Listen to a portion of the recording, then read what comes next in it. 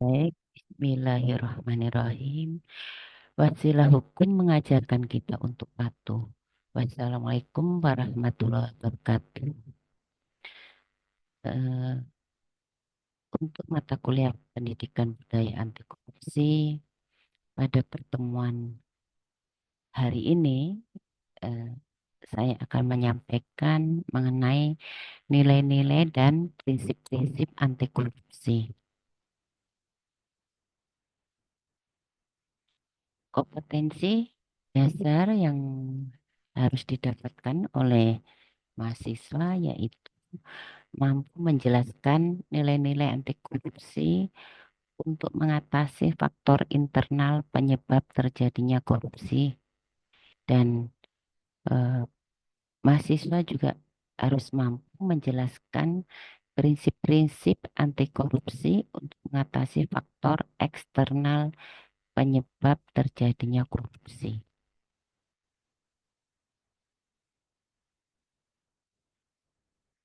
Menurut Romi dan kawan-kawan ya, jadi faktor penyebab korupsi ada dua, yaitu faktor internal dan faktor eksternal. Kalau faktor internal itu eh, berasal dari niat ya, karena adanya niat seseorang untuk melakukan tindak pidana korupsi. Nah, kemudian kalau faktor eksternal itu terjadinya korupsi atau penyebab korupsi itu karena adanya kesempatan. Kesempatan ini tentu saja dari luar diri kita ya. Jadi kalau faktor internal korupsi ini kan eh, penyebab korupsi ya. Jadi penyebab faktor internal, penyebab korupsi yang dari faktor internal itu yaitu eh, penyebabnya karena datangnya muncul dari diri kita sendiri ya.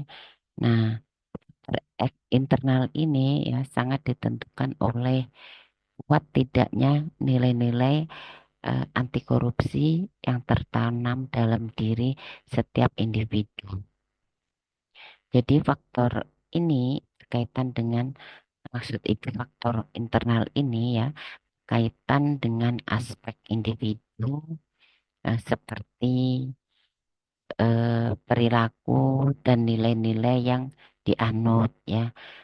Termasuk kebiasaan atau kebutuhan seseorang ya, yaitu kebutuhan tuntutan hidup ya, kebutuhan yang mendesak seperti itu, eh, atau kebutuhan-kebutuhan yang tidak dapat ya dirinya mengendalikan nafsu dari kebutuhan-kebutuhan itu. Nah, kalau faktor eksternal ini faktor penyebab korupsi ya, yang merupakan penyebabnya itu orang melakukan korupsi atas dorongan atau atas pengaruh ya, pengaruh dari pihak luar atau lingkungannya ya, bisa eh, pimpinan di tempat kerjanya, bisa rekan kerja, kalau di kemudian kalau di rumah bisa aja anggota keluarga ya, anggota keluarga yang menjadi penyebab sehingga seseorang itu eh, muncul keinginan-keinginan untuk atau mau muncul ya keinginan-keinginan untuk menyebut apa mewujudkan ya tuntutan dari lingkungan itu ya, tuntutan dari keluarga misalnya menginginkan kendaraan yang lebih mewah lagi dari yang dimiliki sekarang seperti itu ya. Nah, ini jadi faktor ini ya, faktor eksternal ini berhubungan dengan sistem ya. Kalau di tempat kerja itu ya dengan sistem yang berlaku, kemudian Juga kalau di tempat kerja bisa seperti kurang eh, kurangnya sikap keteladanan pimpinan ya, atau juga eh, tidak adanya kultur organisasi yang baik dan benar. Kemudian juga adanya kelemahan sistem dalam pengendalian manajemen maupun pengawasan. Nah, ini merupakan bagian-bagian faktor eksternal yang dapat menyebabkan terjadi korupsi. Jadi, eh, faktor eksternal maupun internal ini ya, dapat dicegah eh, ya pada dasarnya eh, dikendalikan ini atau dicegah atau ditiadakan faktor-faktor ini untuk mengurangi atau menghilangkan penyebab-penyebab korupsi atau faktor penyebab korupsi. Nah, jadi untuk mencegah terjadinya korupsi, maka harus ditanamkan nilai-nilai anti korupsi ya. Jadi nilai-nilai anti korupsi ini harus dimiliki oleh setiap individu untuk menghindari munculnya faktor internal tadi ya. Jadi ditanamkanlah nilai-nilai anti korupsi itu ya. Nah, sedangkan untuk mencegah faktor penyebab korupsi dari eksternal itu selain memiliki nilai-nilai anti korupsi, jadi maka setiap individu juga harus memahami dengan mendalam eh, mengenai prinsip-prinsip anti korupsi. Nah, jadi nilai-nilai dan prinsip-prinsip anti korupsi ini harus tertanam dalam diri setiap individu. Agar apa? Agar terhindar dari perilaku korupsi.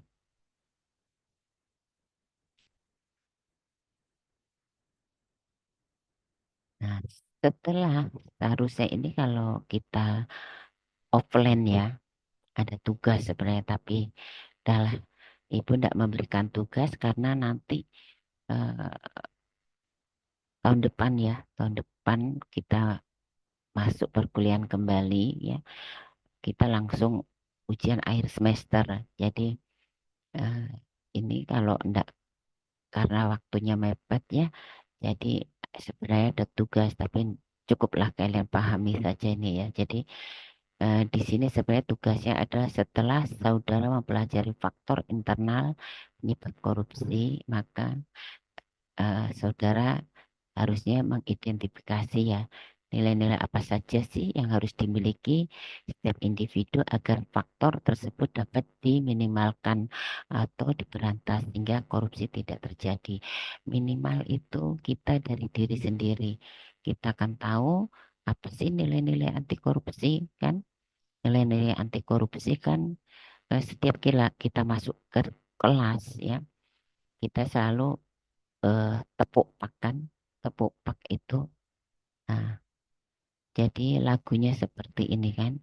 Mudah-mudahan kalian tetap mengingat sampai kapanpun karena itulah nilai-nilai anti korupsi yang harus ditanamkan dalam diri kita masing-masing, yaitu jujur, disiplin, tanggung jawab, mandiri, sederhana, kerja keras, berani dan peduli. Jangan lupa untuk adil, anti korupsi, tanamkan sejak dini. Nah, itu nilai-nilai anti korupsi ya yang harus kita tanamkan di dalam diri kita masing-masing ya. Jadi bulan Desember ini eh, saya ingin mengingatkan ya bahwa bulan Desember ini juga merupakan bulan anti korupsi sedunia itu yang dirayakan pada tanggal 9 Desember ya, yang baru lalu 9 Desember itu merupakan hari anti korupsi sedunia. Ya, ingat tuh nanti kalau UAS ada soal itu ya harus diingat. Misalnya kapan hari anti korupsi sedunia? Yaitu pada tanggal 9 Desember. Nah, eh jadi faktor internal penyebab korupsi itu ya harus diupayakan untuk harus diupayakan untuk dihilangkan. Jadi menghilangkannya itu harus diupayakan ya. Jadi dan penyebab korupsi itu seminimal mungkin ya dihilangkan dari diri kita ya di dalam dari diri setiap orang. Nah, menghilangkan penyebab korupsi dengan menanamkan apa? Jadi dengan menanamkan nilai-nilai anti korupsi ya. Contohnya apa? Contohnya misalnya eh, kes, eh, kesederhanaan ya, nilai kesederhanaan. Nah, itu. Jadi orang kalau hidupnya sederhana sehingga dia merasa cukup aja apa yang miliki saat ini. Tapi kalau orang yang sebaliknya ya tidak bisa hidup sederhana atau bergaya sosialita, bergaya hidup mewah. Nah, itu potensi ya untuk melakukan tindak pidana korupsi atau dia berpotensi menjadi faktor lingkungan bagi orang lain untuk melakukan tindak pidana korupsi. Misalnya gini, keluarga ya, keluarga itu memberikan dorongan kepada anggota keluarganya untuk melakukan tindak pidana korupsi agar ter, apa ya terpenuhi keinginannya, misalnya memiliki mobil yang mewah, gitu ya. Padahal sudah memiliki mobil ya. Nah, tapi inginnya mobil merah yang mewah. Kemudian rumah orang mewah, bagus gitu ya. Padahal udah punya rumah ya. Tapi dia ingin yang bersaing dengan tetangga yang rumahnya bagus ya. Nah, ini artinya menciderai nilai-nilai anti korupsi, nilai kesederhanaan seperti itu. Nah, nilai anti korupsi ini ya kalau biasa ya yang tadi nilai-nilai anti korupsi yang ibu nyanyikan tadi yang biasa kalian juga nyanyikan di kelas ya. Dan ibu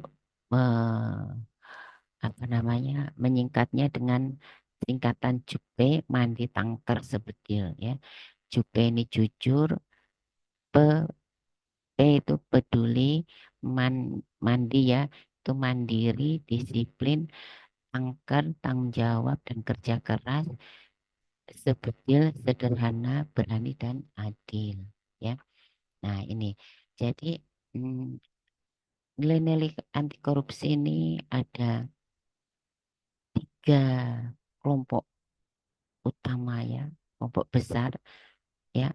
Pertama adalah yang menjadi inti dari nilai-nilai anti korupsi yaitu harus tanamkan nilai-nilai kejujuran, nilai-nilai kedisiplinan, kemudian harus memiliki rasa tanggung jawab. Nah ya, kemudian etos kerja ya, harus memiliki juga etos kerja ya. Etos kerja yang seperti apa? Yaitu yang kerja keras ya, sederhana dan mandiri dan memiliki sikap ya, memiliki sikap yang adil, berani dan peduli. Nah, ini jadi kesederhanaan ini ada pada nilai-nilai anti korupsi ya. Jadi nilai-nilai anti korupsi dapat disingkat menjadi nih, kalau Ibu bilang jubah mandi tangker sebedil, nah, berarti itu adalah nilai-nilai anti korupsi. Nah, nilai anti korupsi eh, terkait dengan kejujuran atau jujur. Ya. Jadi jujur menurut Sugiono itu diartikan sebagai lurus hati, tidak bohong, tidak curang. ya. Jadi tidak bohong dan tidak curang itu jujur. Juga ya, jadi kita tahu semua bahwa tanpa sifat jujur, ya, mahasiswa tidak akan dipercaya dalam kehidupan sosialnya. Atau kita semua ya, tanpa sifat jujur kita semua tidak akan dipercaya dalam kehidupan sosialnya. Nah, ini kejujuran itu adalah nilai dasar dari penegakan integritas ya. Nah, apa itu integritas? Integritas itu dapat dianalogikan seperti ini, sebagai konsistensi atau dapat diartikan sebagai konsistensi antara ucapan dan tindakan seseorang ya. Jadi integritas itu antara ucapan dan tindakan itu sama ya, sejalan. Nah, apa sih ciri-ciri orang yang berintegritas? Yaitu jujur, orangnya tulus. Nah, kalau udah jujur, tulus pasti dapat dipercaya. Kemudian eh, bertindak transparan dan konsisten ya. Konsisten itu sesuai dengan apa yang diucapkannya. Kemudian apa namanya, menjaga martabat ya. Nah, dan tidak melakukan hal-hal tercela ya. Jadi kalau dia menjaga martabat diri sendiri dan keluarga, ya, maka akan terhindar eh, dari perbuatan yang tercela kan. Karena kalau melakukan perbuatan tercela dampaknya pada keluarga juga ya. Jadi keluarga tuh malu ya, rusak martabat keluarganya. Kemudian apalagi misalnya juga eh, ciri-ciri yang memiliki integritas itu bertanggung jawab atas hasil kerja. Ya, jadi UAS ya. Jadi UAS, nilai UAS itu dia benar-benar bertanggung jawab dengan nilainya itu. Jadi karena hasil kerja keras ya, hasil usaha sendiri tidak mencontek, misalnya seperti itu ya. Kemudian bersikap objektif ya. Jadi eh, memandang sesuatu atau menyikapi sesuatu itu bersikap objektif. Objektif ya, jadi tidak subjektif ya. Artinya gini, eh, di sini kan hmm, disiplin misalnya, disiplin kan merupakan nilai-nilai anti korupsi. Dia disiplin itu karena eh, ada sesuatu di balik itu gitu ya. Padahal kedisiplinan itu adalah merupakan apa ya, tanggung jawab yang harusnya melekat dalam diri kita. Kemudian apalagi ya, hmm, eh, ya seperti itu ya, dapat jadi harus objektif ya. Kemudian melakukan hal benar sekalipun tanpa diawasi. Jadi melakukan eh, pekerjaan ya, atau melakukan apapun itu eh, tetap dalam kerangka apa eh, yang benar ya, dalam kerangka yang benar walaupun tidak diawasi. Nah, ini jadi eh, kalau seperti ini, kalau udah seperti itu berarti dia walaupun harus ada tertanam dalam diri seperti ibu misalnya. Ibu takut melakukan hal-hal yang menyimpang walaupun tidak diketahui orang lain gitu, tapi ibu yakin ada yang tahu, ada yang menyaksikan, yaitu siapa? Tuhan, Allah Subhanahu wa Ta'ala ya. Jadi gitu. Itu eh, oleh karena itu eh, nilai-nilai anti korupsi itu apa, penyebab korupsi yang disebabkan oleh faktor internal itu akan dapat apa namanya, akan dapat eh, diminimalisir apabila seseorang itu takut pada sang pencipta ya, takut akan eh, hisab ya. Hisab itu apa ya, kalau hisab itu berarti takut akan hukuman ya, hukuman dari Tuhan yang Maha Kuasa. Allah, kalau Islam Allah Subhanahu wa Ta'ala ya. Nah, dimanapun Allah akan melihat kita, ya. Jadi eh, atas perbuatan baik dapat pahala, atas perbuatan buruknya maka akan mendapatkan dosa, ya. Nah, dosa itu karena orang berdosa itu akan mendapatkan hukuman di mana? Di neraka. Nah, kemudian juga nilai-nilai anti korupsi juga menghormati hak orang lain, ya. Tidak melakukan diskriminasi, ya.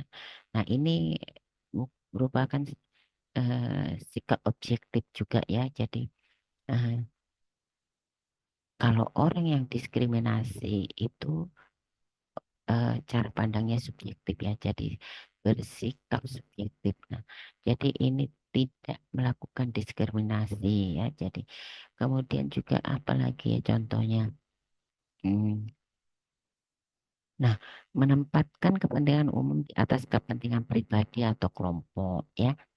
Jadi utamakan dulu kita sebagai, kalau kalian nanti sebagai pelayan masyarakat atau eh, ya penyedia layanan, ya, kita nih kalau udah menjadi baik itu sebagai abdi negara maupun di mungkin nanti bekerja di swasta, ya, tentu saja siapa sih eh atau yang harus kita layani, tentu saja masyarakat umum, ya. Jadi eh, utamakan dulu kepentingan eh, umum, ya, daripada kepentingan pribadi maupun kelompok. Nah, ini jadi kaitannya dengan integritas ini, ya, apa namanya?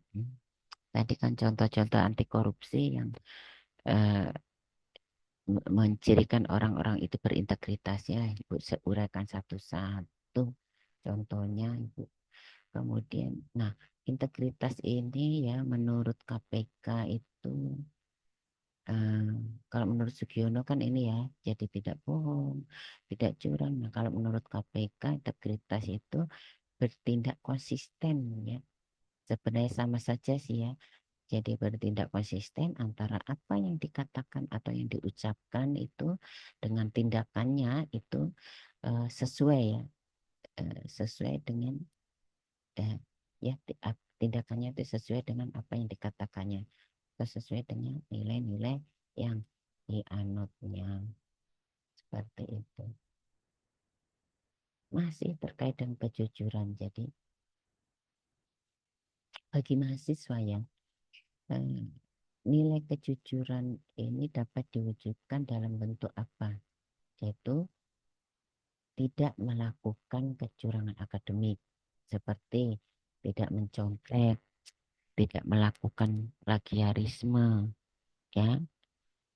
Kemudian tidak memanipulasi daftar hadir. Nah, ya. Nah, plagiaris ini apa ya?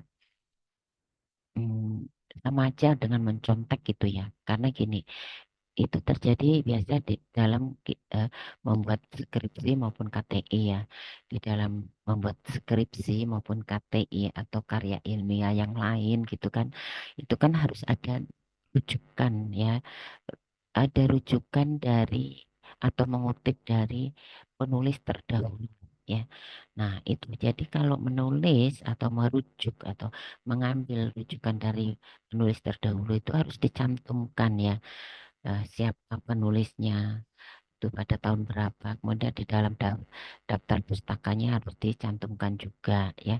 Nah, itu artinya kita mengutip eh, teori maupun eh, pendapat dari penulis terdahulu dimasukkan ke dalam eh, karya tulis kita, ya, karya ilmiah kita.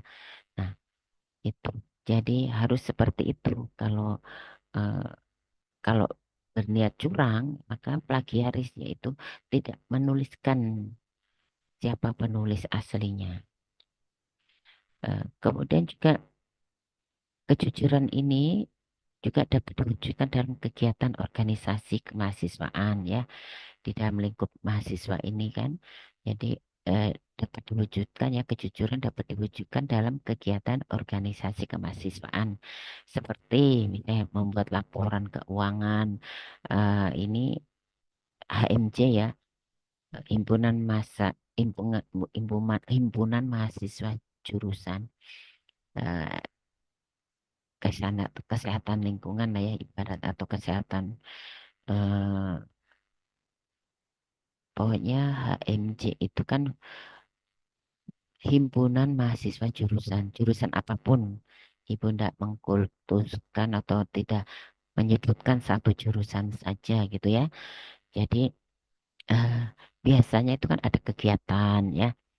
Eh, Kemudian ada kegiatan, mungkin minta sumbangan, mungkin ada dana dari apa namanya, dari jurusan seperti itu ya untuk dikelola. Nah, itu harus ada laporannya. Nah, laporan dari kegiatan itu ya, ada di antaranya laporan keuangan. Nah, laporan keuangan misalnya menggunakan eh, uang bersama ya itu, maka harus ada bukti-bukti fisik ya. Apa itu? Ada kwitansi, kemudian ada rinciannya ya yang jelas. Nah, kwitansi itu ada cap ya, bayar ke siapa, ada yang nanda tangan yang menerima bayarannya, kemudian ada capnya. Nah, seperti itu ya. Nah, juga Ibu mau mengingatkan juga ya.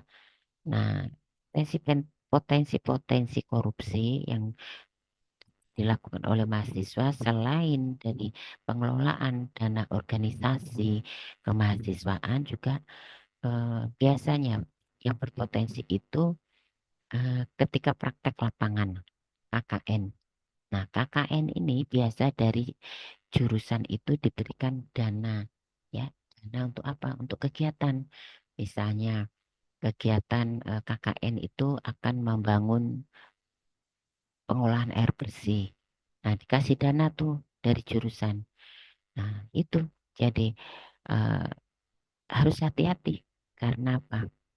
Kalau ibu jadi apa, dosen pembimbingnya, ibu akan ketat menanyakan eh, uang yang ada digunakan untuk beli apa saja, harganya berapa.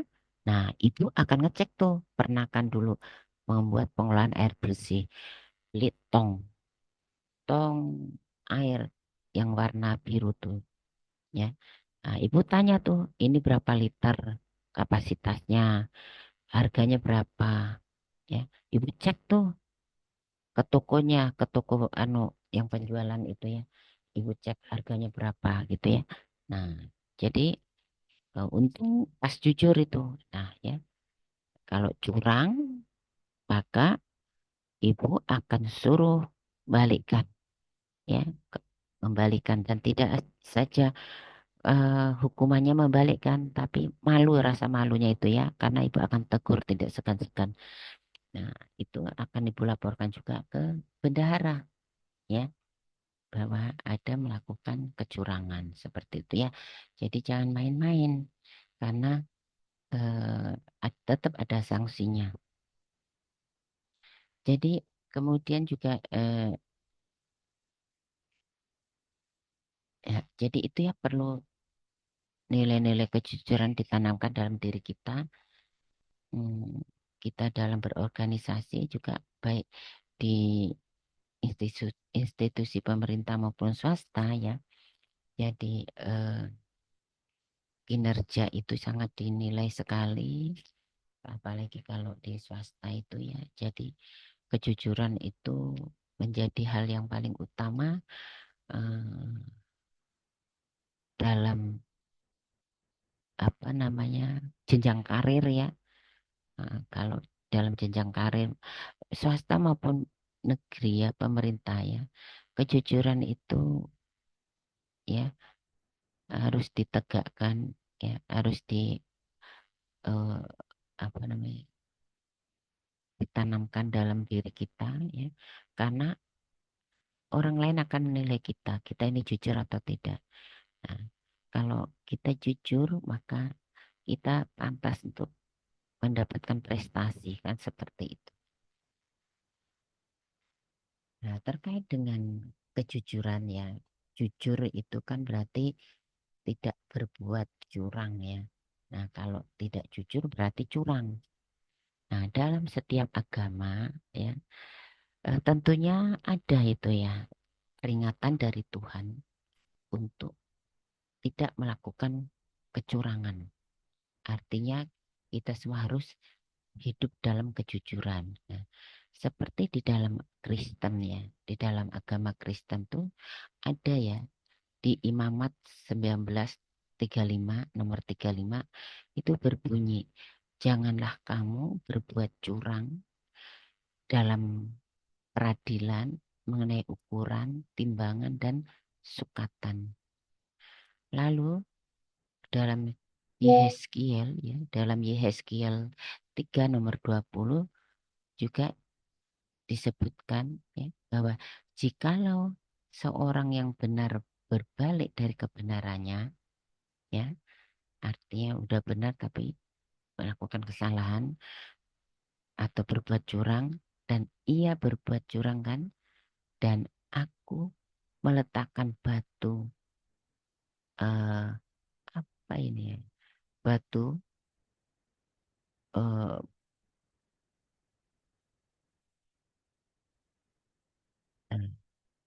sorry,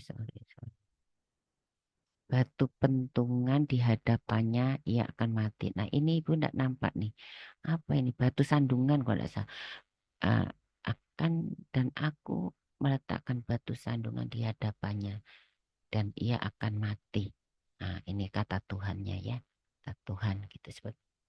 Jadi tidak jujur itu sama dengan berbuat curang. Ini di dalam Bible ya, ini bukan seperti ini. Jadi kemudian di dalam Islam, nah, Islam juga mengajarkan Al-Quran pada surat Al-Mutaffifin ya,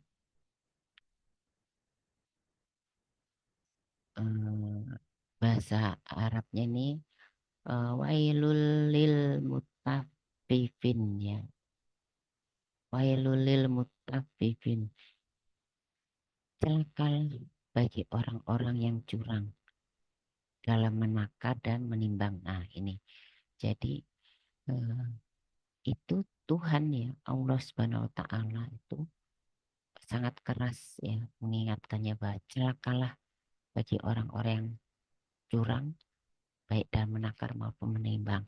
Pokoknya siapapun yang melakukan kecurangan ya maka akan mengalami kecelakaan, akan celaka seperti itu ya. Nah, kemudian pada ayat Al-Mutaffifin yang kedua juga disebutkan allazina izak talu alan masih ya, allazina izak talu alan nasi yes taufun ya, artinya orang-orang yang apabila menerima takaran dari orang lain mereka minta dicukupkan ya. Jadi eh, ini artinya ini tidak boleh curang ya, jadi harus cukup ya, tidak boleh curang. Itu ajaran baik di dalam Kristen, Nasrani maupun Islam ya. Kemudian ayat ketiga di Al-Mutaffifin juga disebutkan bahwa wa iza kaluhum ya, au wana au wazanuhum yukhsirun. Artinya apabila mereka menakar atau menimbang untuk orang lain, mereka mengurangi. Ya. Tidaklah mereka itu mengira bahwa sesungguhnya mereka akan dibangkitkan. Nah, jadi jangan coba-coba mengurangi timbangan. karena semua yang mati nanti akan dibangkitkan ya. Semua ya, apapun agamanya akan dibangkitkan ya. Untuk apa? Untuk mempertanggungjawabkan perbuatannya ya. Seperti itu. Maka eh, sampai ke ayat yang 9 itu kata Tuhan, kata Allah, celakalah pada hari itu bagi orang-orang yang mendustakan. Jadi pada hari kebangkitan itulah akan diminta pertanggungjawaban, maka celakalah bagi orang-orang yang mendustakan atau berbuat curang.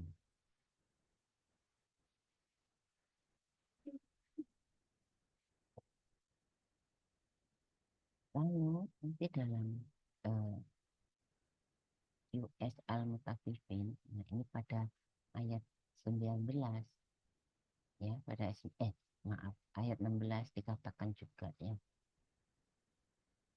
Wa iza kaluhum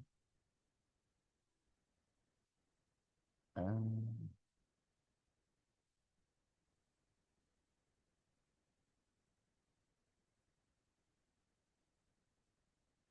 ini ya, sorry, sampai yang sini. Saya tidak jelas ini iman belum tidak jelas betul. Ini artinya kemudian sesungguhnya mereka benar-benar masuk. Ini tidak ini kita akan seperti itu. Jadi tafsirnya ini kemudian sesungguhnya mereka benar-benar masuk neraka. Ini bagi orang yang melakukan kecurangan ya. Nah, kalau dia tidak mau bertobat artinya dia tidak minta ampun sama Allah Subhanahu wa taala, juga tidak menghentikan perbuatannya. Ya, seperti itu. Nah, masih nilai-nilai kejujurannya. Jadi nilai kejujuran ini harus dipegang teguh oleh siapa saja sejak awal ya, termasuk mahasiswa. Ya. Untuk apa? Untuk memupuk dan membentuk karakter sedini mungkin dalam setiap pribadi mahasiswa. Nah, kejujuran ya, dalam bekerja akan membentengi diri terhadap godaan untuk berbuat bohong atau berbuat curang. Permasalahan yang hingga saat ini masih menjadi fenomena di kalangan mahasiswa yaitu apa coba? Budaya ketidakjujuran. Masih uh, kalau lengah itu menyontek ya. Nah, plagiarisme yang sering ibu temukan ketika ibu membimbing skripsi maupun KPI, plagiaris ya. Kemudian juga ada tutup absen ya. Jadi perilaku ini dan akhirnya akan menunjukkan perilaku korupsi ya. Jadi jangan plagiaris ya. Yang plagiaris ini merupakan kejahatan intelektual nih yang melanggar hukum dan etika ya. Nah, ini sering terjadi nih ya. Jadi melanggar hukum dan etika ya. Serta plagiaris ini merupakan bentuk pelanggaran hak cipta. Nah, ini biasa plagiaris ini terjadi ketika seseorang menjiplak atau mencuri karya orang lain dan mengakuinya ya. Dia tidak mencantumkan sumbernya, berarti dia mengakui bahwa itu karya dia ya. Jadi nah plagiaris ini ya biasanya dilakukan dalam keadaan sadar maupun tidak sadar. Jadi secara sadar sebenarnya dia tahu gitu plagiaris. Jadi dengan pencurian karya ilmiah,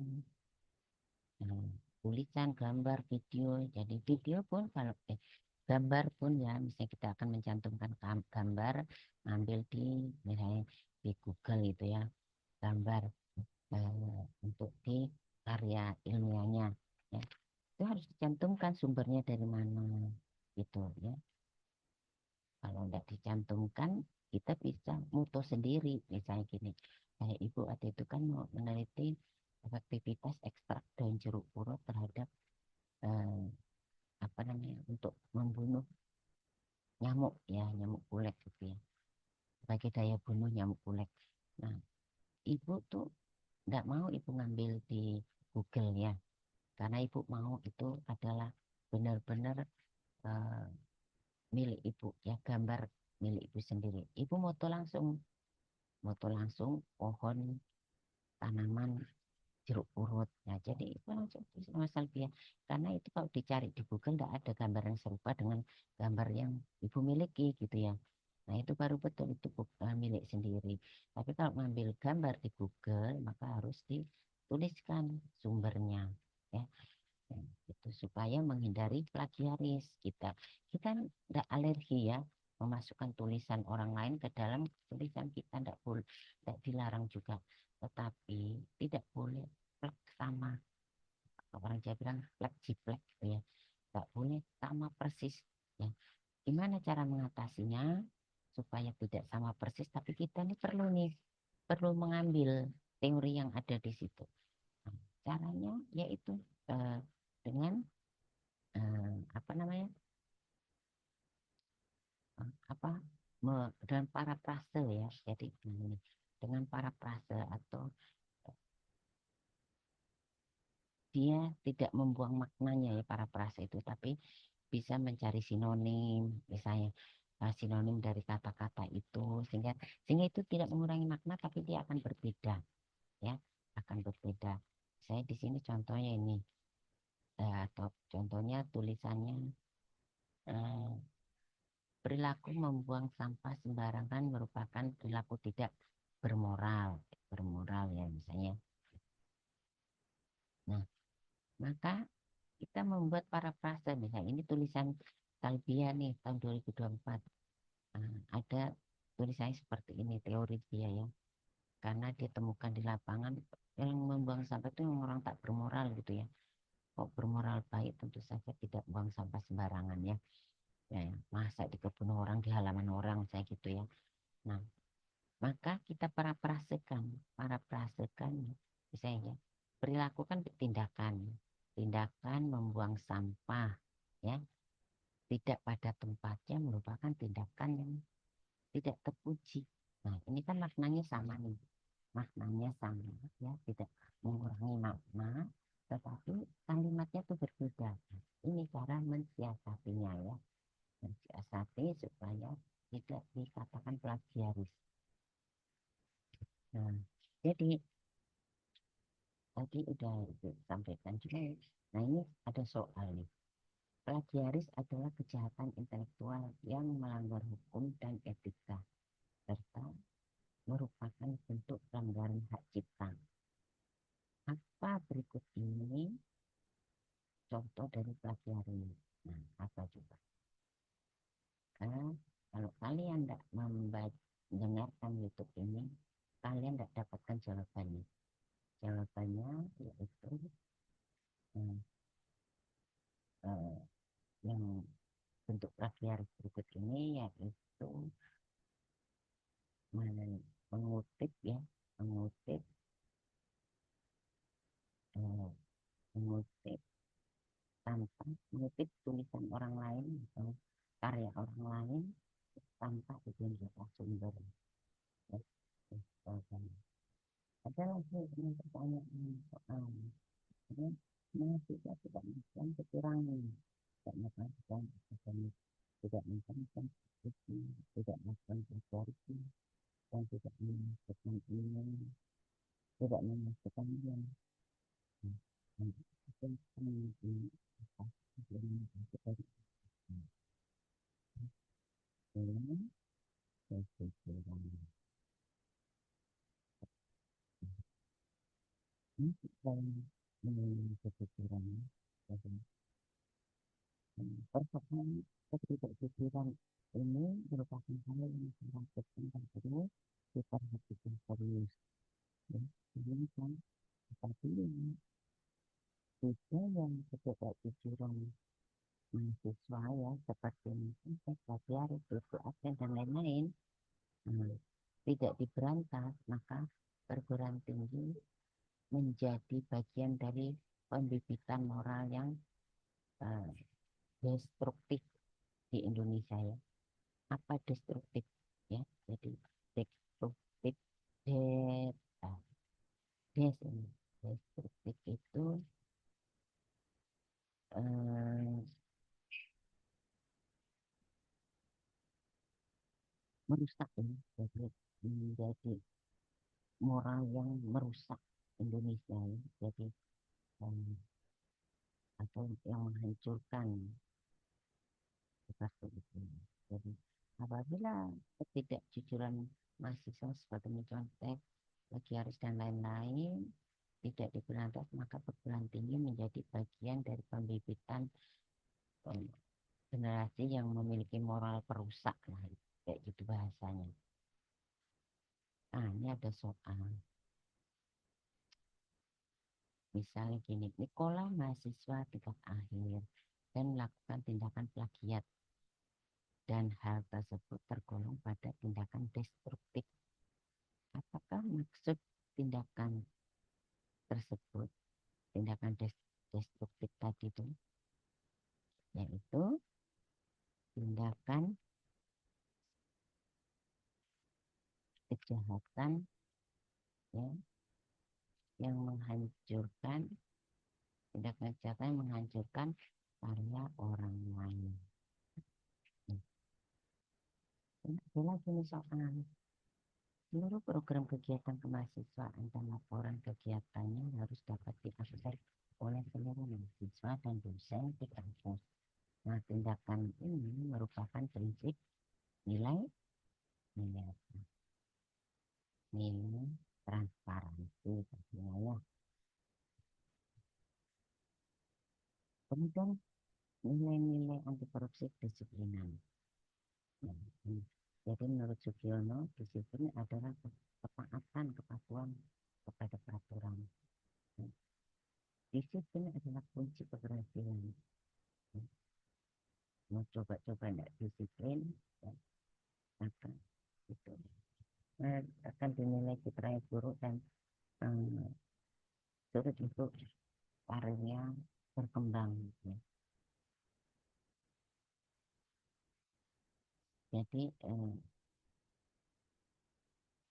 kemudian yang ketiga itu individu yang disiplin ya tidak akan terjerumus dalam kemalasan yang mendambakan kekayaan dengan cara mudah. Gitu ya.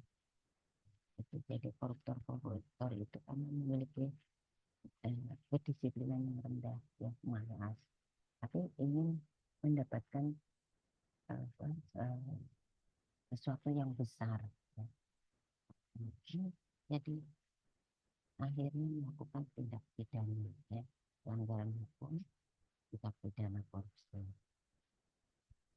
Nilai kedisiplinan itu mampu yang mengatur waktu, menyelesaikan tugas dan sebagainya ya, dengan baik gitu ya. Jadi itu sudah menggambarkan ciri-ciri eh, kedisiplinan. Kemudian patuh pada peraturan yang berlaku, juga mengerjakan tugas tepat waktu. Ya. Coba kalian dalami dalam diri Anda sendiri. Apakah iya karena nilai-nilai ini ada dalam diri kita? Ya, ya. Jadi, kalau memang menyadari bahwa ini masih belum menerapkan nilai-nilai anti korupsi, salah satunya kedisiplinan, maka memang eh, bersikap disiplin. Kemudian manfaat dari disiplinnya, mahasiswa ini dapat mencapai tujuan hidup dengan waktu yang lebih efisien, juga dapat dipercaya, dan diperoleh hasil belajar yang maksimal. Nah, ini jadi manfaat dari disiplin. Tidak jarang ya kita jumpai perilaku dan kebiasaan mahasiswa yang menghambat untuk menunjang proses belajar mengajar ya di antaranya sering dijumpai mahasiswa yang malas terlambat hadir, tidak mengerjakan tugas kelompok. Nah, ini jadi kalau ibu ya selalu mengingatkan pada anggota kelompok, siapa yang tidak mengerjakan tugas kelompok, silakan salah satu dari anggota kelompok menghubungi WA ke atas ya. Jadi WA bahwa si A ini tidak mengerjakan tugas kelompok, tidak ada kontribusinya ya. Maka nah, ibu tidak akan memberikan nilai yang sama sebab kalau tidak ada laporan maka nilai tugas kelompok tentu saja nilainya nilai kelompok. Kalau misalnya nilai kelompok 85, maka semua anggota kelompok dapat 85. Nah, termasuk orang tidak melakukan tidak ikut kontribusi karena ibu tidak tahu kan tanpa laporan dari kalian. Nah, jadi perlu kalian melaporkan ya. Misalnya ada teman yang tidak ikut kontribusi dalam tugas kelompok. Nah, ini disiplin ini ya eh, harus juga karena kedisiplinan ini harus diberikan juga punishment ya. Hmm, punishment tanpa toleransi ya. Jadi misalkan punishmentnya contohnya tidak diizinkan masuk kelas apabila datang terlambat. Nah seperti itu kan. Atau masuk kelas tapi tetap di alfa. Nah nama tidak dicantumkan apabila tidak mengerjakan tugas ya. Nah kayak gitu. Tidak diberikan nilai jika memalsukan tugas tidak tepat jika memasukkan tugas tidak tepat waktu ya. Jadi harus tepat waktu. Nah, hal ini merupakan sebuah pembelajaran yang sederhana namun akan berdampak luar biasa ke depannya. Ada pepatah ya, sedikit demi sedikit lama-lama menjadi bukit. Itu juga apabila kebiasaan buruk dibiarkan maka kejahatan yang lebih besar dapat eh, jadi kejahatan yang lebih besar dapat dilakukannya juga. Kemudian masih disiplinnya. Hmm. Disiplin biasanya peran dosen yaitu menjadi role model ya. Jadi teladan, tidak sabar, penuh pengertian. Dosen ini juga dari pihak sisi dosen ya harus mampu mendisiplinkan mahasiswa. Jadi memberikan apa membantu mengembangkan pola perilaku mahasiswa ya. Nah, waktu belajar di rumah, lama mahasiswa harus apa lama mahasiswa harus membaca, mengerjakan tugas, misalnya seperti itu. Kemudian menerapkan peraturan akademik sebagai alat dan cara menegakkan disiplin. Ya. Nah, itu soal lagi. Soalnya itu kemampuan mengatur waktu dengan baik, kepatuhan pada seluruh peraturan dan ketentuan yang berlaku di kampus, mengerjakan segala sesuatu tepat waktu dan fokus pada pekerjaan. Nah, tindakan ini merupakan implementasi dari apa? Dari nilai-nilai apa? Nilai-nilai anti korupsi. Itu nilai kedisiplinan, tanggung jawab. Nah, ini masih mengatur Bumi Sugiono.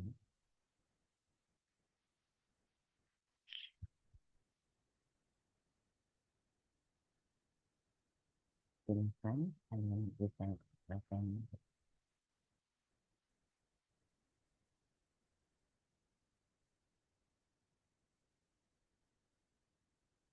Jadi, seseorang yang memiliki kesadaran bahwa segala tindak tanduk dan kegiatan yang dilakukan akan dipertanggungjawabkan sepenuhnya kepada Tuhan Yang Maha Esa, ya, masyarakat dan masyarakat negara dan bangsa. Jadi kalau apa, harus menyadari bahwa perbuatan akan dipertanggungjawabkan. Nah, orang tersebut ini ya tidak akan tergelincir dalam perbuatan tercela apabila semua tindakan itu uh, apa, sepenuhnya ya mengacu pada ini. Apa, ya,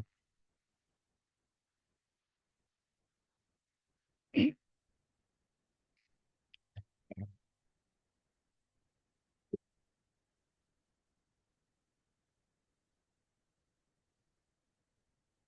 hmm,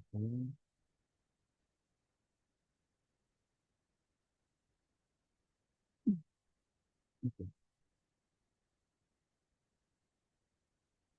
hmm,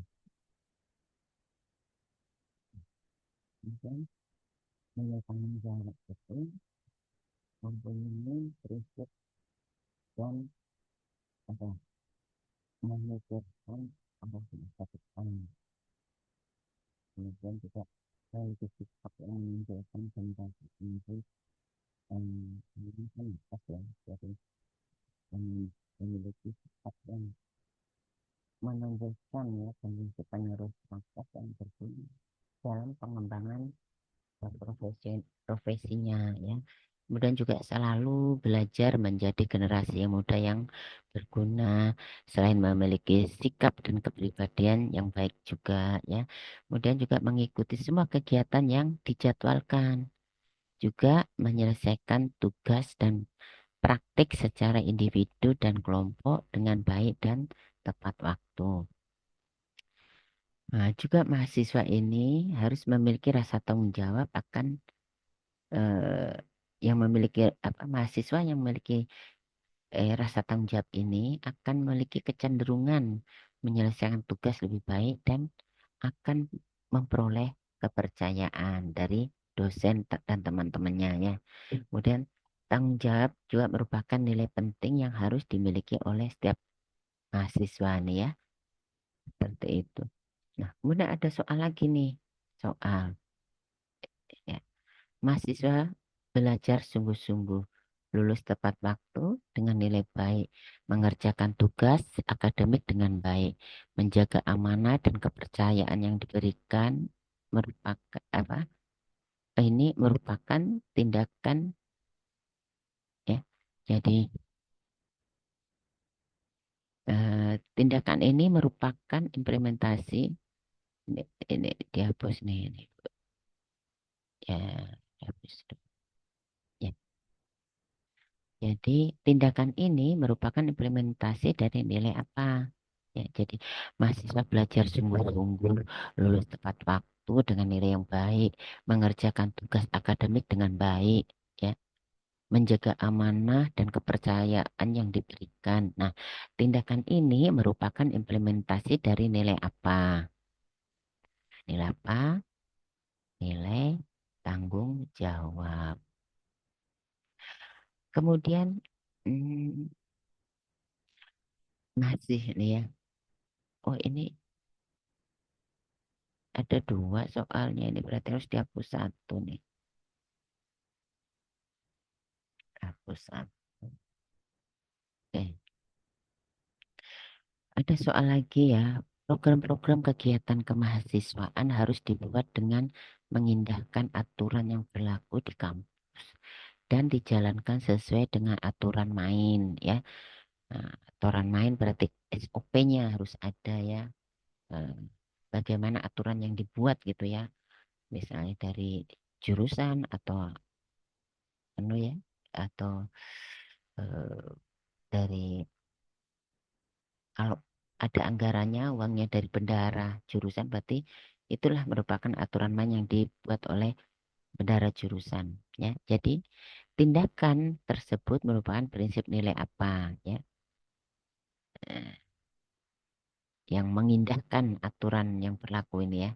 Ini tindakan tersebut merupakan prinsip nilai anti korupsi yang mana? Maka eh, yang mengindahkan berarti dia mempertanggungjawabkan program-program atau kegiatan-kegiatan yang dijalankan ya. Nah, mengindahkan atau mempertanggungjawabkan maka nilai-nilai yang dianut ini atau nilai-nilai yang diterapkan dalam dirinya itu nilai-nilai akuntabilitas, nilai anti korupsi, akuntabilitas. Oke. Kemudian keadilan ya, tentang adil adalah sama, berarti tidak berat sebelah ya. Ini juga nilai-nilai anti korupsi ya, jadi sama dan tidak berat sebelah. Nah, namun keadilan adalah benda yang sesuai dengan apa yang menjadi haknya, yakni dengan bertindak proporsional dan tidak melanggar hukum ya. Jadi sama tapi proporsional ya, sesuai dengan berat ringannya tanggung jawab ya. Nah, adil itu. Jadi bukan berarti orang yang, nah, contohnya misalnya adil, nilai kelompok, misalnya nilai kelompok ini hasil hasil laporannya itu bagus ya, hasil kerjanya kelompok bagus, dapat nilai 85. Apakah adil itu berarti nilainya sama semua untuk anggota kelompok itu? Nah, karena ternyata ada satu orang yang tidak ikut kontribusi dalam kelompok nilai yang sama. Nah, itu tidak dikatakan adil ya. Adil itu sesuai proporsinya. Kalau yang tidak melakukan tidak ikut kontribusi dalam pengerjaan tugas kelompok, maka dia tidak mendapatkan nilai kan seperti itu. Itu baru adil. Ya, kemudian jadi terkait dengan eh, adil itu harus apa ya? eh, Memenuhi kewajaran ya. Jadi kesesuaian aturan-aturan dan pelaksanaan kerja merupakan prinsip. Nah, Ibu ingin memberikan melempar pertanyaannya, soal gitu ya ke kalian. Nah, jadi kesesuaian antara aturan dan pelaksanaan kerja merupakan prinsip anti korupsi. Anti korupsi apa coba? Kesesuaian ya. Kalau sesuai itu apa? Maka prinsip nilai anti korupsi yang eh, prinsip anti korupsi yang diterapkan ya, kesesuaian itu artinya kewajaran ya.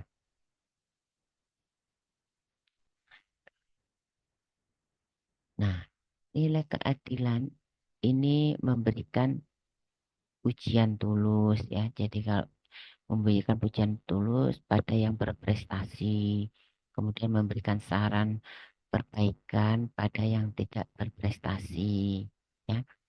Nah, seperti itu. Termasuk apa? Nah, kita boleh itu memberikan apa? eh, Apresiasi ya pada yang berprestasi, seperti misalnya anak ibu ya, oh, nilainya bagus semua, ibu kasih apresiasi, paling tidak pujian gitu ya. Pujian, ternyata anak ibu belum, kawan-kawannya belum selesai membuat skripsi, anak ibu ditawarin dari kampusnya untuk siapa yang mau meneliti sampai ke submit sampai menjadi jurnal, maka eh, bebas skripsi gitu ya. Nah, anak ibu tuh menyambut itu semua ya. Jadi dia semester lalu ya itu ketika teman-temannya nggak ngambil itu tawaran itu, anak ibu ngambil tawaran itu. Jadi berhasil meneliti dalam waktu 2 bulan.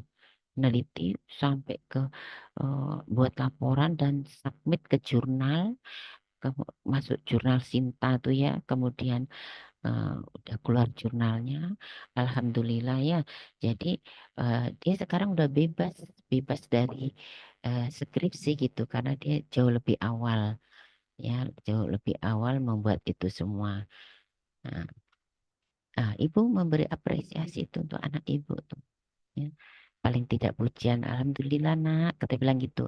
Itu loh untuk submit, untuk sampai ke jurnal aja itu sulit, kok kamu berhasil.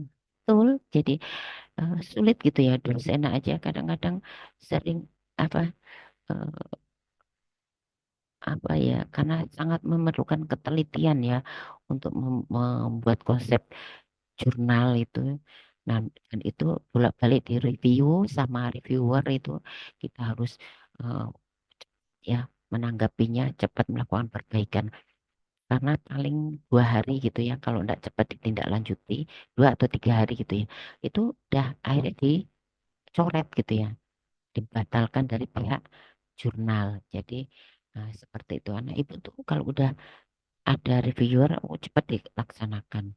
Seperti itu. Jadi ibu kasih apresiasi juga bisa gini, kepala daerah ya, kepala daerah eh, Kalimantan Barat nih sebelumnya ya Pak Sutarmiji.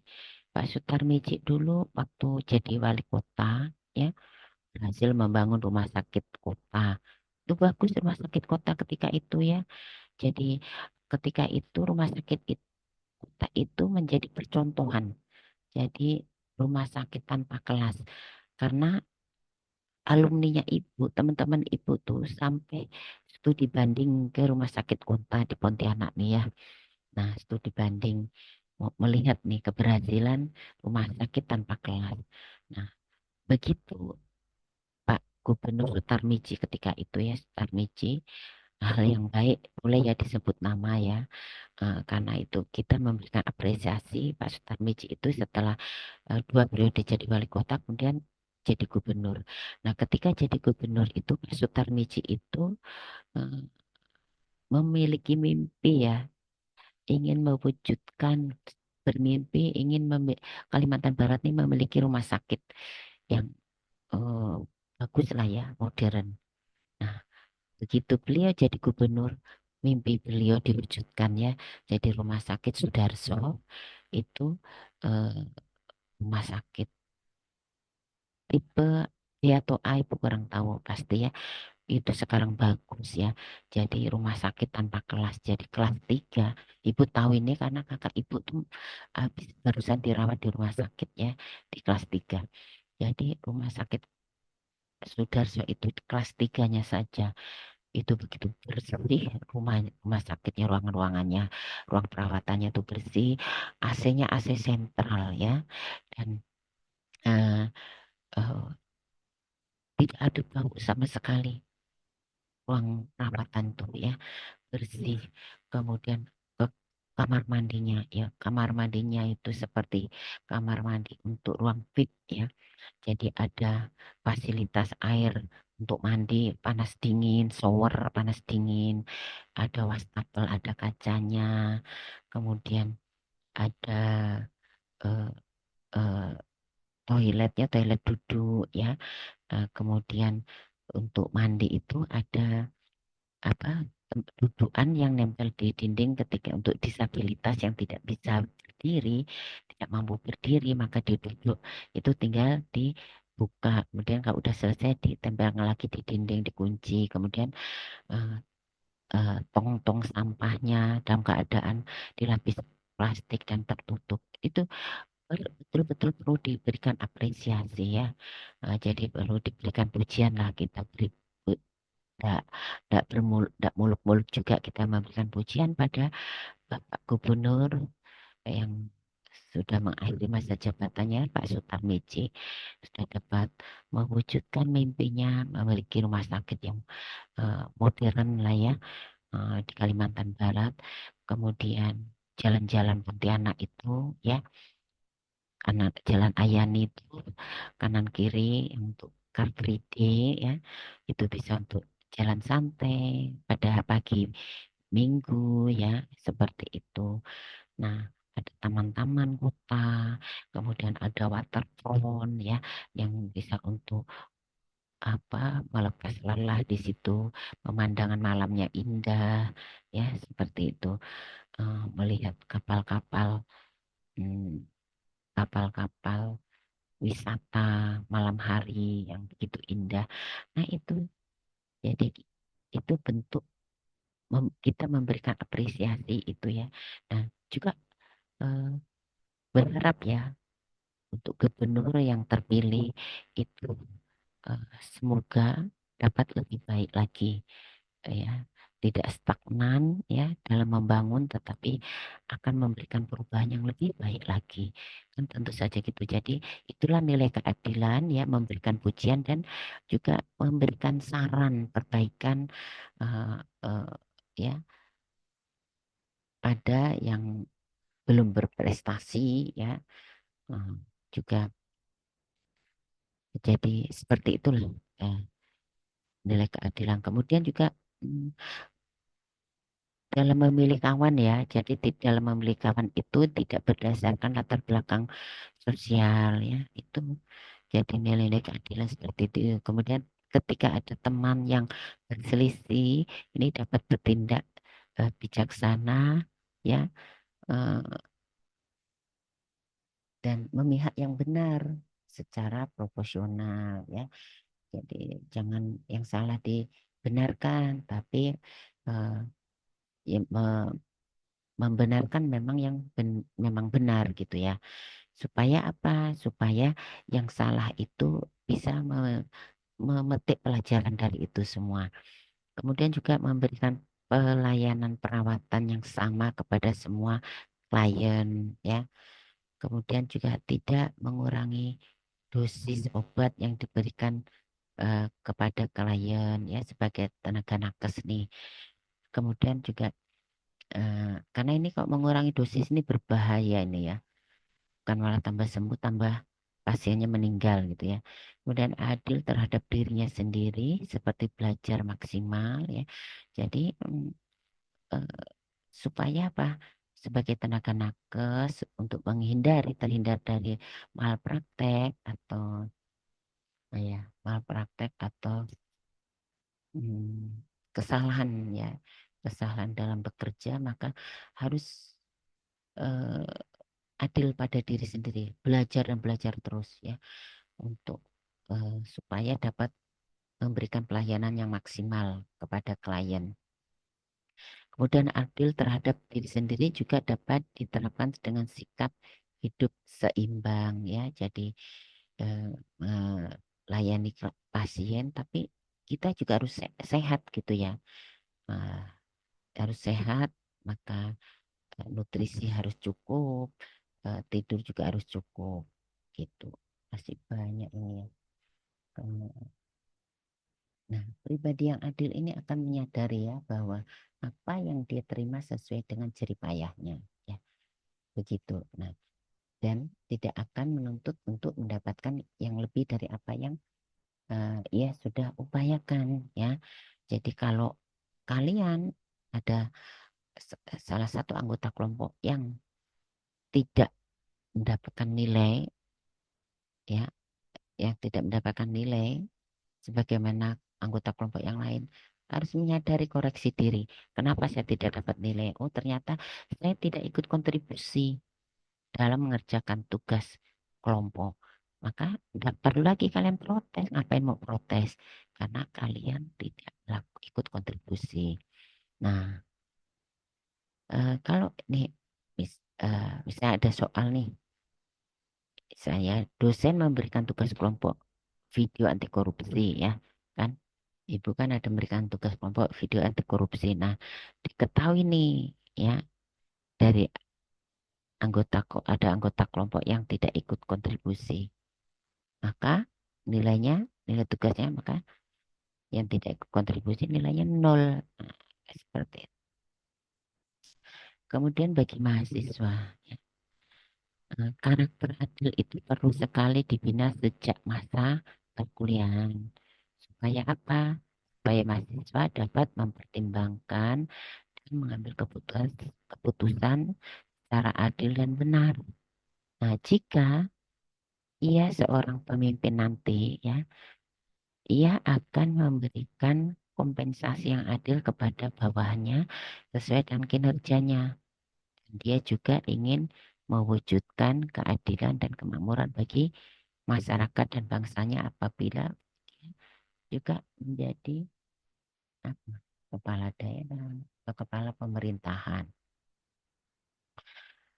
Kemudian ada tugas nih, memberikan pujian tulus pada kawan yang berprestasi, memberikan saran perbaikan dan semangat pada kawan yang tidak berprestasi. Ini atau yang teman yang tidak memilih kawan ya atau tidak pilih-pilih kawan berdasarkan latar belakang sosial merupakan implementasi dari nilai apa? Nilai nilai-nilai anti korupsi yaitu nilai keadilan. Ya, oke. Nah, kemudian berani. ya. Jadi nilai anti korupsi berani. Orang memiliki karakter kuatnya, itu berani menyatakan kebenaran, mengaku kesalahan, dan bertanggung jawab dengan berani menolak kebatilan. Jadi meskipun ya eh, apa namanya besar apapun kesalahan itu harus berani mengakui kesalahan. Ya, nah karena apa? Kalau udah ngelakuin kesalahan, ya, orang yang mendengarkan mungkin akan memberikan saran masukan ya. Ya, nah, itu saran masukan itu kan untuk perbaikan ya. Jadi juga berani tidak akan mentoleransi adanya penyimpangan dan berani menyatakan penyangkalan dengan tegas. Jadi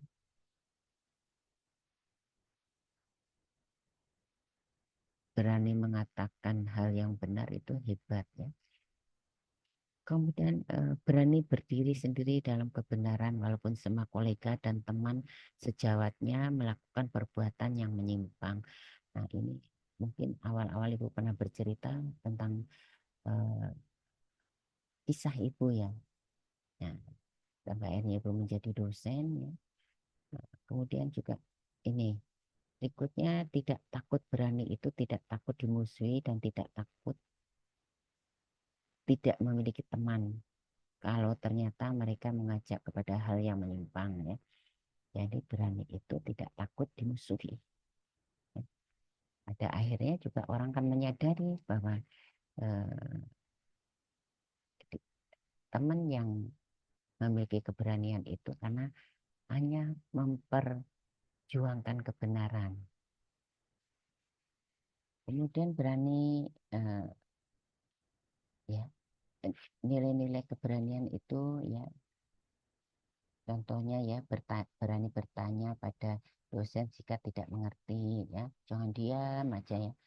Nah seperti itu. Ini kadang-kadang kita jum ya ibu udah banyak jelasin ditanya diam nah ya tidak punya keberanian bertanya padahal kan bertanya tidak ada salahnya tuh benar berani mengutamakan apa mengemukakan pendapat ketika berdiskusi. Nah, kemudian maju ke depan untuk menyelesaikan tugas yang diberikan. Kemudian berani melaporkan temannya yang membuat tugas atau makalah copy paste tugas temannya ya di plagiat tugas temannya gitu ya. Nah, kemudian melaporkan teman yang berbuat curang ketika ujian seperti mencontek, membuat ringkasan untuk mencontek atau diskusi saat ujian. Itu jadi mencontek punya temannya harus berani melaporkan ya. Jadi kalau eh, yang melaporkan itu dijaga kerahasiaan identitasnya siapa yang melaporkan kan seperti itu. Itu kewajiban dosen untuk melindungi. Kemudian juga berani melaporkan jika dirinya sendiri atau temannya mengalami intimidasi, kekerasan. Nah, ini harus berani melaporkan ya. Karena kalau tidak memiliki keberanian itu, maka sama saja membiarkan kejahatan eh, intimidasi ya itu terus eh, berjalan ya. Jadi tidak mendapatkan perbaikan ya. Atau kejahatan kekerasan itu tetap eh, berlaku gitu ya. Itu yang tidak disadari ya. Jadi kalau tidak memiliki berani melaporkan orang lain atau temannya yang melakukan intimidasi atau kekerasan, eh, kalau membiarkan itu sama saja kita menjadi pendukung atas kekerasan itu sendiri ya. Kemudian berikutnya berani mengakui kesalahan, ya. Berani mengakui kesalahan yang dilakukan dan bertanggung jawab untuk memperbaiki kesalahan serta berjanji tidak mengulangi kesalahan yang sama. Ya, jadi eh, kalau berani mengakui kesalahan dan ber- berjanji tidak mengulangi itu orang yang hebat ya. Jadi jadilah orang yang hebat, berani karena benar. Kemudian berani mengajukan saran untuk perbaikan PPM dengan cara yang santun ya, tapi jadi jangan dengan cara yang tidak baik, memfitnah dosen, ya, eh, jelek-jelekin dosen gitu ya. Eh, Tapi kalau memang ada yang kurang pas ya, karena kadang-kadang juga ada alasan dosen misalnya bisa jadi fitnah gini ya, oh dosennya nggak ngajar, sering nggak ngajar, padahal kerjaan tugas dan tugas apa tupoksi tupoksi dosen, tugas dan fungsi dosen itu ada tiga tridharma perguruan tinggi, ada pengajaran, ada penelitian, ada pengamas. Nah, mungkin ketika tidak masuk kelas, dosen itu sedang melakukan pengabdian masyarakat, sedang melakukan penyuluhan atau apa saja gitu ya kepada masyarakat, ke komunitas, atau mungkin sedang melakukan penelitian di luar daerah gitu ya. Nah, seperti itu. Tapi kalau misalnya eh, eh, memberikan saran dengan cara yang tidak etis, tidak santun, itu tidak boleh ya. Jadi kalau ada melihat yang menurut kalian kok tidak sesuai nih, berikanlah saran yang santun. Kemudian menulis artikel atau pendapat opini di majalah dinding, jurnal, nih ya. Ini harus memiliki keberanian ya menulis artikel ya. Nah, itu hebat itu Pak, berani hebat menulis artikel. Jadi it- eh, jangan takut untuk menulis. Nah, apalagi kalau punya banyak waktu, ibu aja kadang udah dapat berapa buku ya, 5, ibu menulis buku ada 5 ya. Eh, ini belakangan ini karena ibu PJ Mutu sibuk dengan akreditasi prodi, yang 2 prodi, prodi K3 dan D3, sehingga ibu ini eh, tidak sempat untuk nulis buku. Padahal mengasihkan nulis buku itu. Kemudian juga berani menolak ajakan tawuran serta perbuatan yang tercela. Ini ya harus memiliki keberanian. Jadi pengetahuan yang mendalam menimbulkan keyakinan kuat yang sangat diperlukan ya.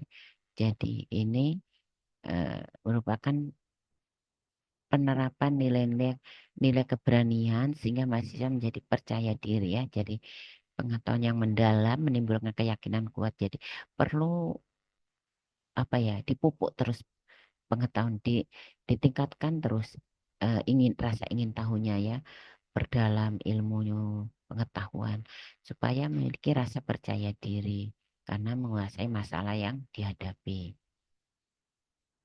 Nah, jadi ini mahasiswa itu memerlukan keberanian untuk mencapai kesuksesan. Mau sukses harus memiliki keberanian untuk berubah menjadi yang lebih baik. Kemudian juga peduli adalah mengindahkan, memperhatikan dan menghiraukan. Nah, berani untuk peduli ya, ini menurut Sugiono.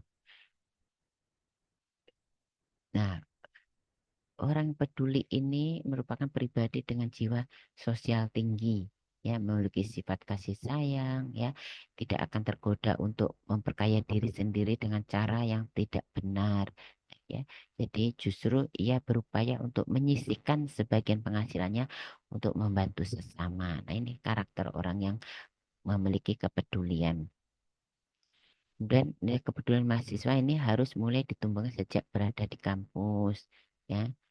Eh, Berusaha memantau jalannya PBM dan sistem pengelolaan sumber daya di kampus, ya itu boleh kalian ya. Kemudian memantau kondisi infrastruktur lingkungan kampus, ya. Jadi eh, eh, termasuk ya menjaga lingkungan kampus ya, dan agar tetap terjaga kebersihannya ya. Dan selain itu ya, jika ada teman yang tertimpa musibah, mahasiswa dengan sukarela gotong royong membantu ya, memberikan bantuan. Juga tidak merokok karena merokok itu sangat merugikan diri sendiri dan orang lain. Kemudian membuang sampah pada tempatnya ya. Kita nih Malik, kampus kita nih kampus hijau ya. Kampus hijau ya, eh, kampus kesehatan ya. Jadi sangatlah naif sekali ya, sangat memalukan sekali kalau ternyata di lingkungan kampus kita ada sampah berserakan gitu ya. Nah, siapa sih yang buang sampah di lingkungan kampus kok bukan mahasiswa itu sendiri? Ya, malu gitu ya akan dicap oleh orang luar. Ini loh kampus hijau, kampus kesehatan, tapi kok sampah berserakan ya tidak dibuang pada tempatnya. Padahal tong sampah tuh ada ya. Kemudian kalau di lobi mau nunggu nunggu dosen duduk-duduk di lobi sambil minum, sambil makan eh, snack, lalu selesai makan tinggalkannya ya, ditinggalkan sisa botol minuman, kemudian sampah. Nah, ini perilaku sangat-sangat tidak terpuji, tidak beradab ya, tidak memiliki adab. Jadi tidak beradab ya, seperti itu. Nah, kemudian juga menghargai dan menghormati teman maupun dosen serta karyawan ya. Kok dosen sedang mengajar ya, mengajar di depan. Nah, itu harus disimak betul-betul. Jangan malah tidur, ngobrol dengan temannya. Ya, itu namanya tidak menghormati. Dosen tuh matanya jeli loh, akan melihat siapa yang enggak, yang ngobrol, siapa yang enggak menyimak. Kemudian terlibat aktif dalam kegiatan yang diselenggarakan oleh BEM dan HIMA, BEM ataupun HIMA ya. Kemudian tidak mengkonsumsi minuman beralkohol, nafsa ya. Kemudian bersikap ramah, peduli, suka menolong terhadap masyarakat di sekitar, memberikan contoh ya, keteladanan yang baik. Kemudian juga bekerja keras yang didasari dengan adanya kemauan ya. Nah, kemauan ini identik dengan keteladanan, ketekunan, eh, daya tahan, daya kerja, memiliki pendirian, mampu mengendalikan diri, memiliki keberanian, kemudian yang tabah dalam segala eh, kesulitan, memiliki keteguhan hati dan pantang mundur. Juga kerja keras ini merupakan individu yang beretos kerja, akan selalu berupaya meningkatkan kualitas hasil kerjanya demi terwujudnya kemanfaatan publik ya, sebesar-besarnya. Jadi hasil kerjanya itu bisa dimanfaatkan oleh publik atau masyarakat dengan sebesar-besarnya.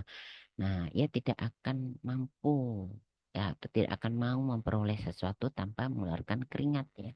Nah, itu orang yang memiliki prinsip kerja keras. Hmm. Kemudian juga orang yang memiliki kerja keras itu ya memiliki nilai-nilai, nilai-nilai kerja keras juga ya, belajar dengan sungguh-sungguh, memanfaatkan waktu luang untuk belajar ya, bersikap adil dalam bersikap aktif dalam belajar, misalnya bertanya kepada dosen tentang materi yang belum dipahami atau aktif dalam diskusi ya. Kemudian tidak mudah putus asa dalam mengerjakan tugas yang dikerjakan ya. Apalagi sekarang media banyak sekali sebagai bahan belajar untuk mendapatkan ilmu ya. Kemudian tidak tergantung kepada orang lain dalam mengerjakan tugas, rajin mengikuti kegiatan ekstrakurikuler untuk meningkatkan prestasi diri dan tidak membuang waktu untuk melakukan sesuatu yang tidak berguna ya. Nah, jadi dosen ini memiliki peran penting agar setiap usaha kerja keras mahasiswa tidak sia-sia ya. Inilah penilaian-penilaian ya. Ada terlihat gitu ya, mahasiswa memiliki nilai-nilai kerja keras seperti ini. Kemudian bekerja keras merupakan hal yang penting guna tercapainya hasil yang sesuai dengan target ya. Jadi kita memiliki target dalam hidup, memiliki target. Setiap melakukan kegiatan apapun tentunya memiliki target. Targetnya tentunya target yang baik ya, yang optimal, yang maksimal ya. Nah, itu jadi untuk mencapai target yang maksimal atau optimal, maka perlu adanya kerja keras. Kemudian namun ya, bekerja keras akan menjadi sia-sia jika tanpa adanya pengetahuan. Nah, Jadi pengetahuan ini perlu. Jadi oleh karena itu teruslah menggali pengetahuan sebelum melakukan apa yang ingin dicapai, apa yang mau dikerjakan ya. Jadi eh, belajar itu banyak cara dan eh, banyak sumber untuk belajar. YouTube gitu ya. Jadi hmm, HP, laptop ibu ya di WA-nya itu selalu ada text unresponsive. Itu luar biasa gini eh, stres itu bikin ibu stres ya. Karena itu waktunya lama kayak ibu tidak bisa berbuat apa-apa dengan lap, dengan laptop ya, dengan WA itu. Nah, ini ibu gimana caranya? Ibu tidak mau nanya orang lain karena ngerepotin gitu. Ibu belajar dari YouTube loh, akhirnya berhasil mengatasinya. Nah, seperti itu. Jadi pengetahuan itu bisa kita mencari sendiri, terus mengembangkan terus pengetahuan kita. Ya, teknologi udah canggih, ya. Informasi pun sudah meluas ya, dapat diakses, dapat kita ketahui ya. Jadi harus bekerja eh, dengan sungguh-sungguh karena bekerja adalah ibadah. Nah, ini ada soal. Soalnya gini, mahasiswa melakukan sesuatu menghargai proses bukan hasil semata ya. Jadi menghargai proses dan bukan hasil semata. Tidak melakukan jalan pintas, belajar dan mengerjakan tugas-tugas akademik dengan sungguh-sungguh. Nah, ini merupakan implementasi dari nilai anti korupsi yang mana? Ya, maka nilai anti korupsi kerja keras. Nah, kemudian kesederhanaan. Ini juga nilai anti korupsi ya. Orang yang sederhana memiliki pribadi yang berintegritas tinggi.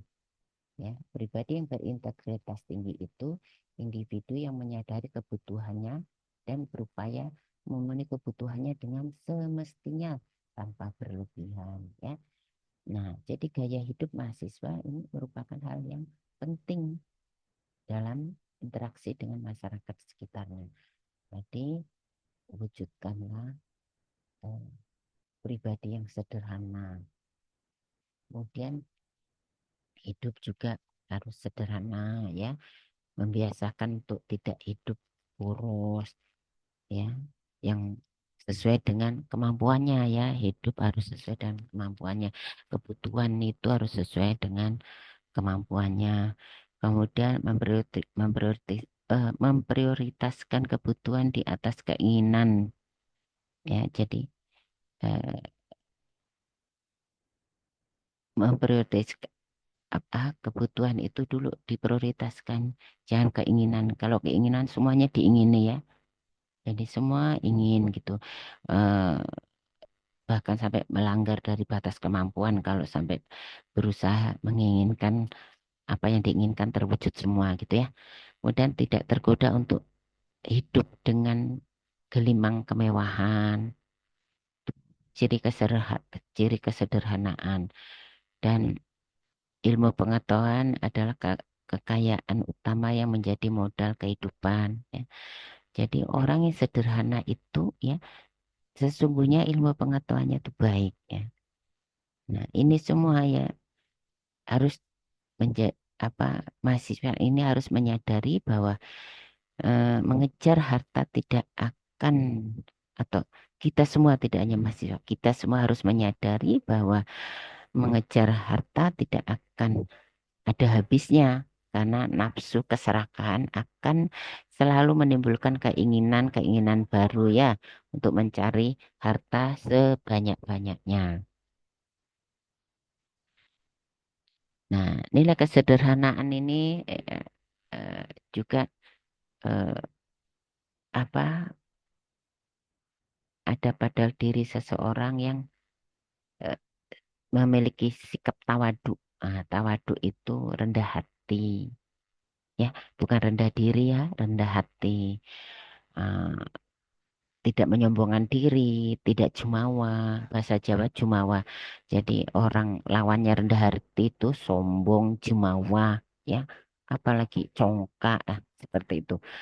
Eh, jadi tawadu ya. Ini jadi nilai kesederhanaan itu seperti misalnya tawadu, yaitu mau mengakui kelebihan orang lain jauh dari sifat gila hormat, ambisi, jauh dari sifat ambisi ya.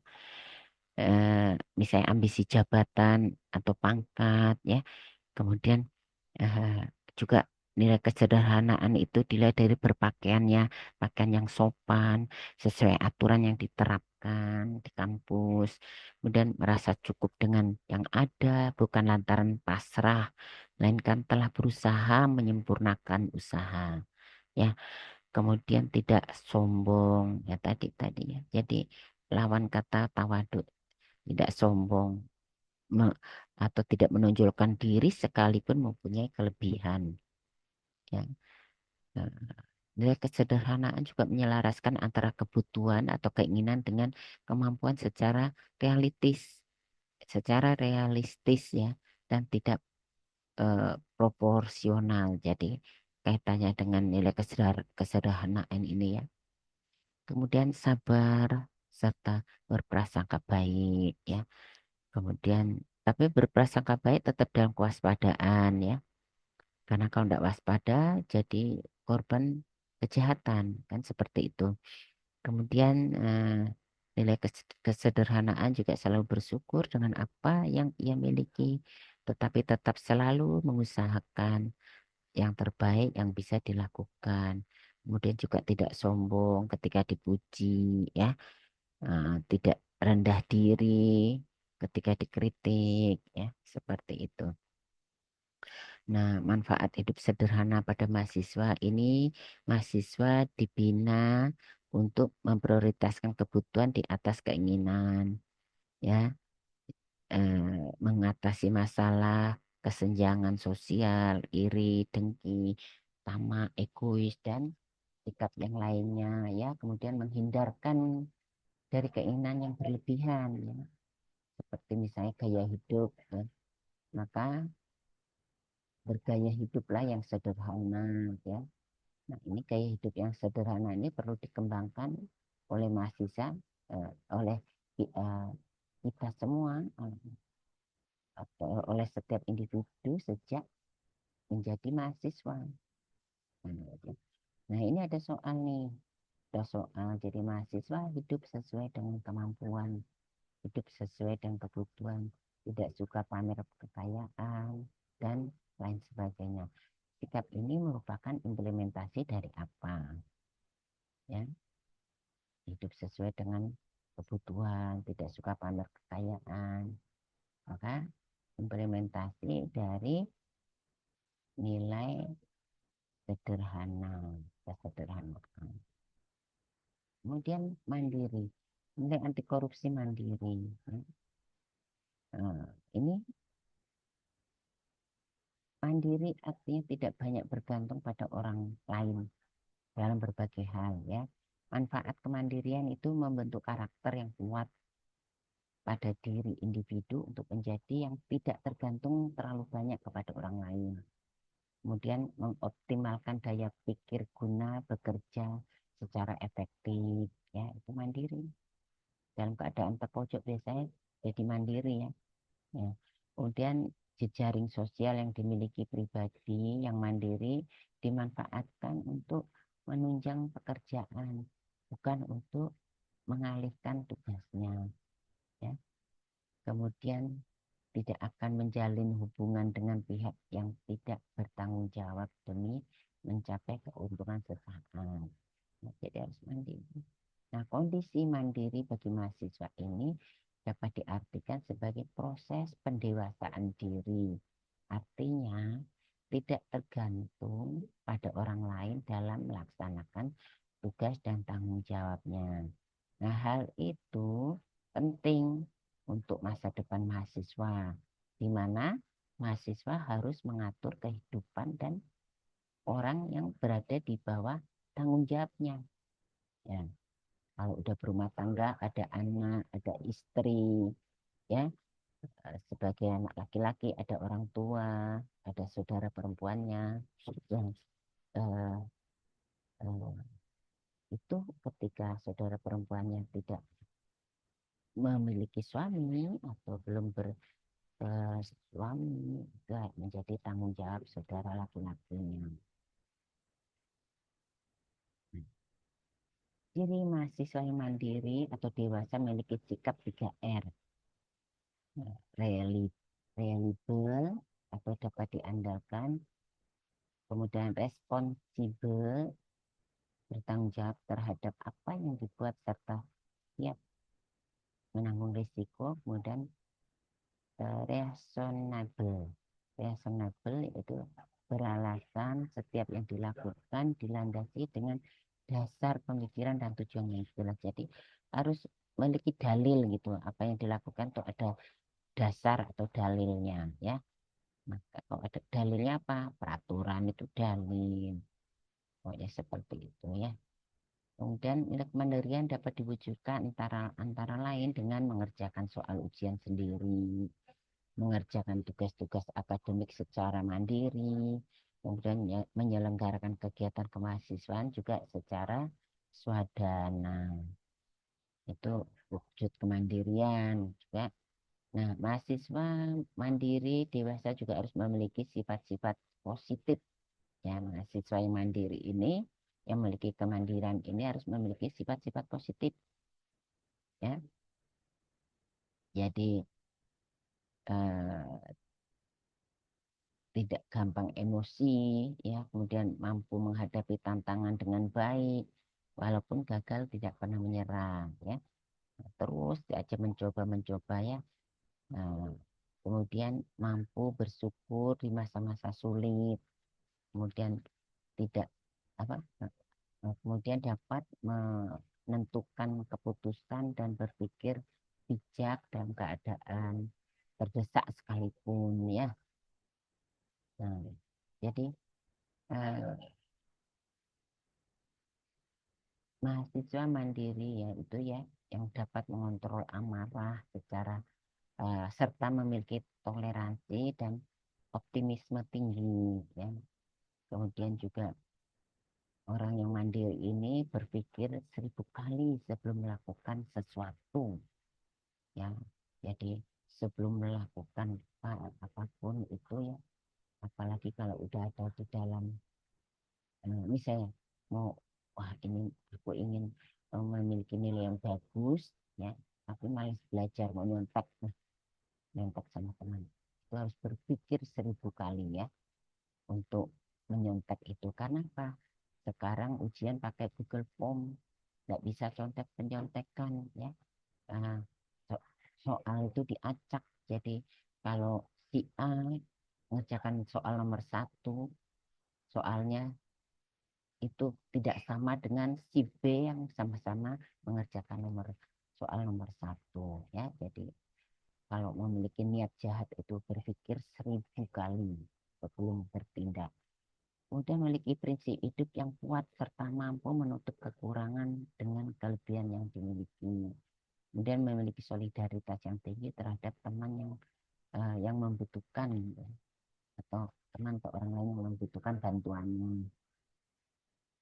Ya.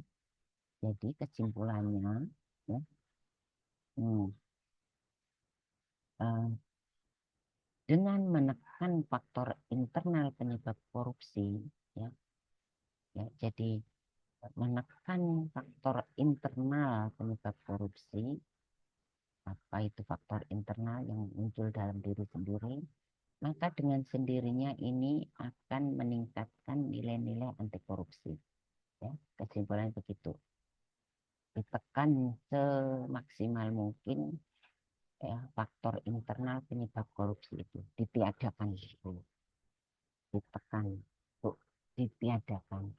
Maka dengan sendirinya nilai-nilai anti korupsi itu akan meningkat dalam diri seseorang. Ya. Nah, demikian terima kasih materi yang saya sampaikan.